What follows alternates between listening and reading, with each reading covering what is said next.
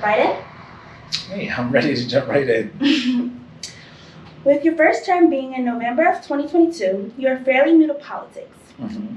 In comparison to your fellow candidates, Cheryl Parker, who's been around since 2005, and Maria Sanchez, who's been around since 2008, can you tell me about how you decided to take this path? Yeah, so my first term started back in 2021. So this is my second term. I just won my first re-election.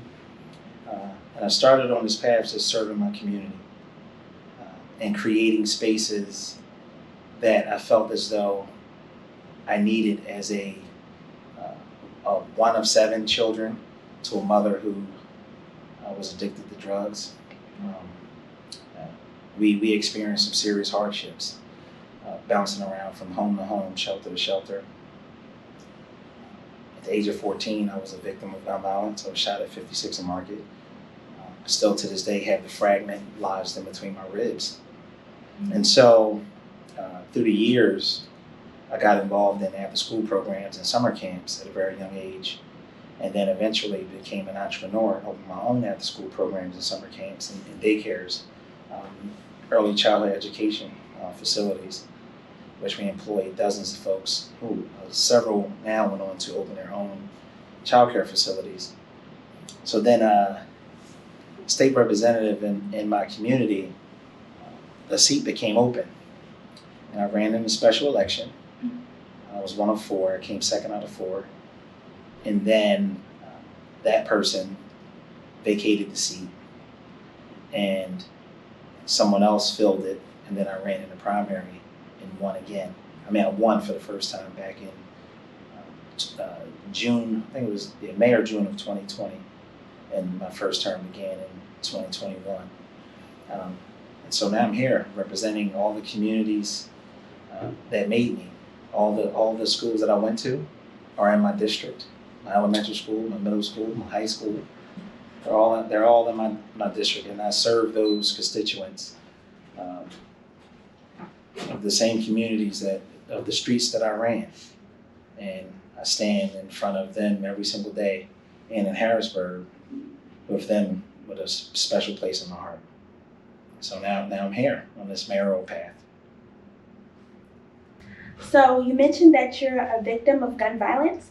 How are you able to stay on a positive path after dealing with such a tragedy? It's different when when I think back to that tragic moment, the memory of the blood on the pavement and my mother screaming, "Please save my baby," in the emergency room at CHOP. You have a different view on life, because you never know what could have happened that day. If the bullet would have been a little bit to the left, who knows? What if it would have went through and pierced my heart? Or what if it would have hit a major artery? So I have a different appreciation about life. And I have a different understanding of being an actual victim of gun violence, and fully aware of the impact of someone whose family had to go through that horrific experience. My mother to this day thanks God that I'm still alive.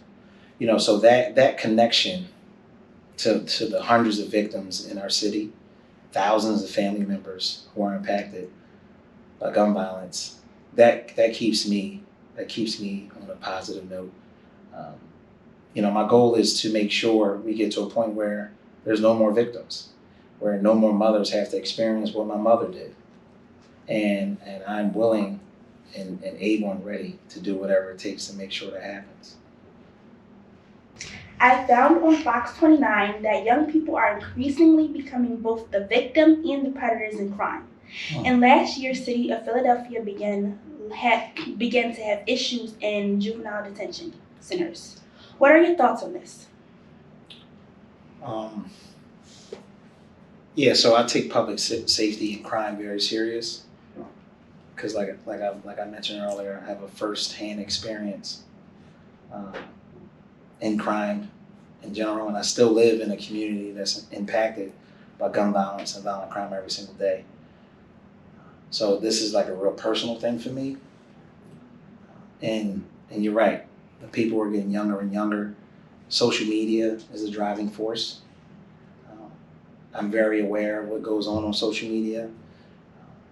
I was able to get some money from the state to help put together a gun violence task force through the AG's office, and we put it in West Philadelphia. We were able to get 65 guns off the street in like the first 2 months, and an overwhelmingly high percentage of those individuals that we got the firearms from were children. And I'm fully aware that guns are too easily accessible. The gun shows are out of control. That's why I was able to strike a historic deal with the gun shows to stop selling the ghost guns.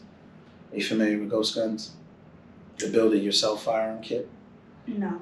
So I was able to get the PA gun shows to stop selling ghost guns. And a ghost gun is a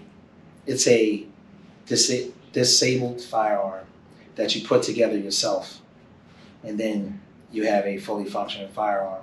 It is not serialized, and you do not need a driver's license. You do not need a permit, any of that to purchase it, and that's a serious problem. So I was able to temporarily close the loophole to stop them from being so easily accessible.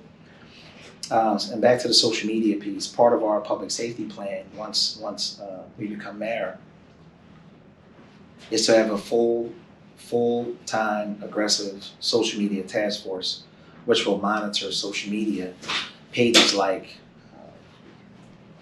Philly Scoreboard. Have you heard of that? No. So Philly Scoreboard is a social media page, and what it does is it monitors gang activity, how many shootings this gang did, how many shootings that gang did, how many people that this gang murdered, and it keeps score. I'm not sure if anybody else in this room heard of it, but that's a serious problem. And these are children that are involved in this gang activity. So we have to figure out ways to get to the root causes and give our young people access and show them that they are the future. And I'm willing to do that by any means necessary. What are some ways we can get kids off the streets? What do you mean by kids off the streets? Are you talking about the quote-unquote couch surfers, the young people who are runaways from home and just out in the streets, or are you talking about investing more in after-school programs, summer camps, and things of that nature? I'm talking about gun violence. Oh, gun violence. Okay.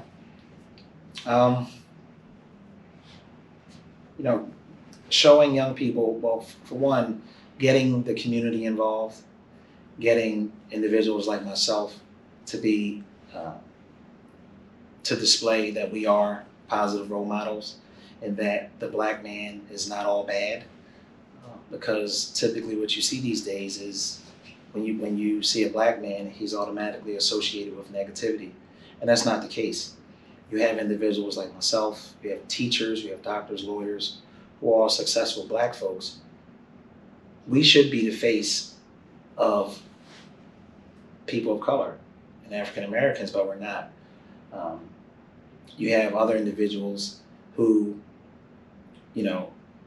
are displayed as the black man, and we're feared, and we shouldn't be. It doesn't feel good when I'm walking down the street, and it could be either daylight or almost dark, and someone sees someone else is walking toward me, and they cross the street because I'm a black man and they're feared. It's not a good thing. And I wouldn't hurt a fly. But because of today's environment, we're feared because of the violence. So our plan is to create more positive role models, give young people access, and listen to them, hear what their problems are, and figure out creative ways to get them off the streets, and make sure they have access to a quality education, trade programs for the ones who don't want to go to college, and so forth and so on, and make sure they have access to great paying jobs, and just set our young people up so their future is bright. and promising. Based on your background of trying to bring positivity within the city, do you believe that rec centers could have a good impact on the youth? Absolutely. I depended on rec centers when I was a kid. I was frequent at the Salvation Armies in our local community center, which was a rec center. We had after school programs, summer camp. We played basketball, football, flag football, board games when it was raining, things of that nature. Rec centers created a safe space for us. It was somewhere where we were guaranteed some kind of snack or even dinner in some cases. And we were guaranteed access to positive role models, which was the staff that worked there. There are many recreation centers that are sitting on vacant, going through the city, as well as limited after-school programs. Is this issue a part of your agenda? Absolutely. Like I said, my background was in early childhood education, summer camps, and after-school programs. And I remember back when I was heavily involved in the youth, and when I was in that business, children weren't dying because they had a safe place to go. We offered structured programming for them. We showed them that there was something more out here than just running the streets and committing crimes. We showed them that someone did care about them, but all of that happened in the after-school programs and summer camps.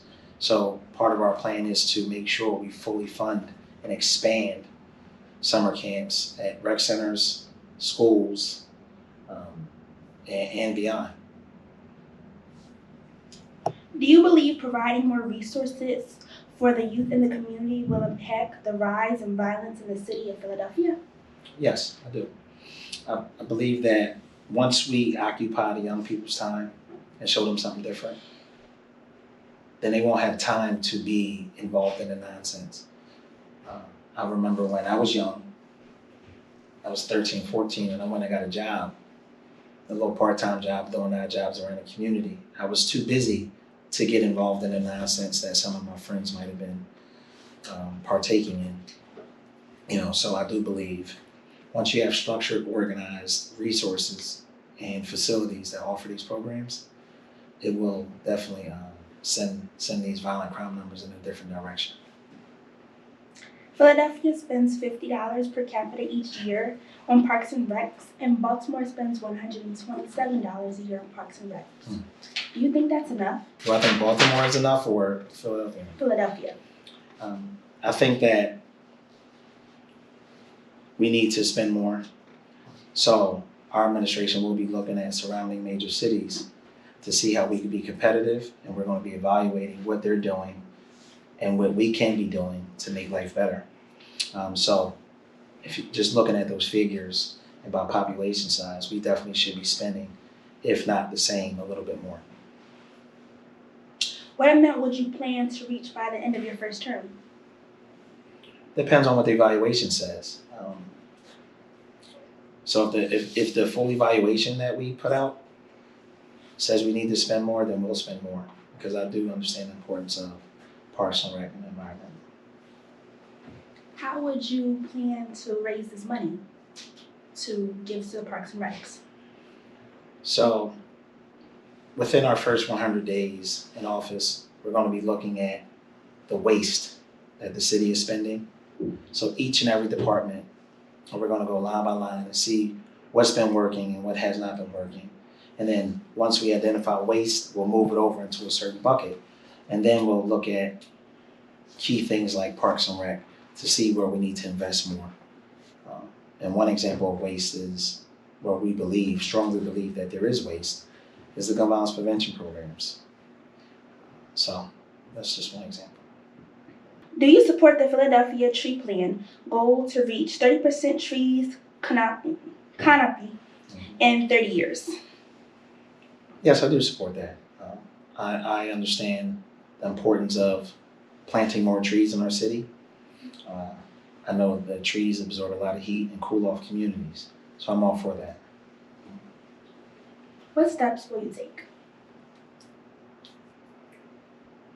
I guess empowering young people to come work in the department to help us plant the trees and educate them on how important the environment is. And investing in that will create a lot of jobs and occupy young people's time. And it's clear that we need to plant a whole lot of trees, and I think that we can turn it into a full curriculum to where we can get young folks in that landscaping or tree industry, because it is a booming business. What steps will you take to reduce heat islands in Philadelphia's? Plant more trees. So, like I said, we can connect it to whether it's a high school internship program or even middle school internship program, where we're educating young people on the importance of trees and environment and looking at the urban communities and the impact of not having enough trees. And typically you see less trees in poor communities in the concrete jungle. So we would definitely be looking into planting more trees to eliminate these heat islands. You mentioned on benefit that you had a job when you were a young age. Mm-hmm. How it distracted you from the negativity. What are your plans to increase neighborhood jobs for teens, young adults, and what role will it play in parks and recs?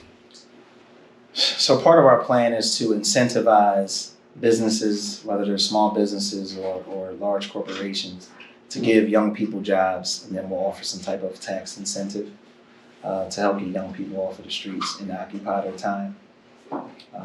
In addition to making sure we fully fund after-school programs, summer camps, and extracurricular activities. So that is definitely part of our strategy.